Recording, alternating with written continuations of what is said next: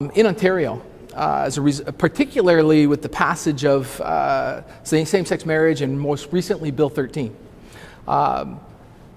it's been like a tidal wave of change to curriculum in the last, just most recently.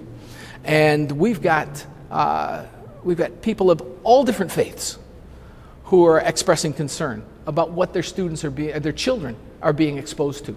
In Ontario, teachers in grade 3 are, as part of instruction, asking their 8-year-olds to decide who they'd like to marry.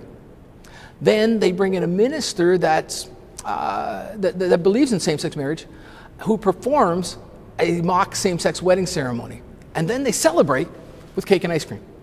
The Ministry of Education requires every school board to institute a queer hero strategy, which means successful people who are homosexual, their sexual orientation, when those people are being studied in school, needs to be acknowledged to the students. When I talk to textbook publishers, they say to me, we have to have a disproportionate representation of sexual alternatives in our textbooks, or our textbooks will not get approved for Circular 14, which is the list of approved textbooks that the ministry assigns to school boards.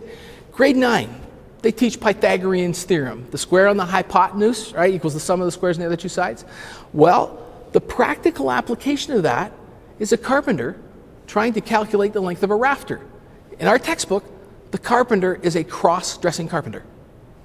So this has to be integrated into the textbooks in a disproportionate representation so that it starts to become normalized.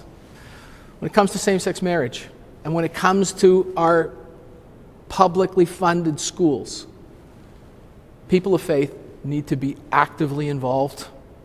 People of faith need to be asking their children, what did you do in school today? What did you learn?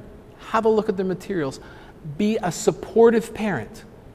Don't abdicate the responsibility for educating your child entirely to people you do not know.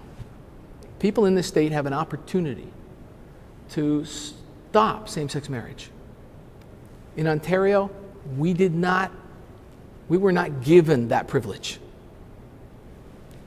I'm encouraging you to take advantage of this, stand up for your religious freedoms, and defend your right to raise your children in a way that you believe to be appropriate.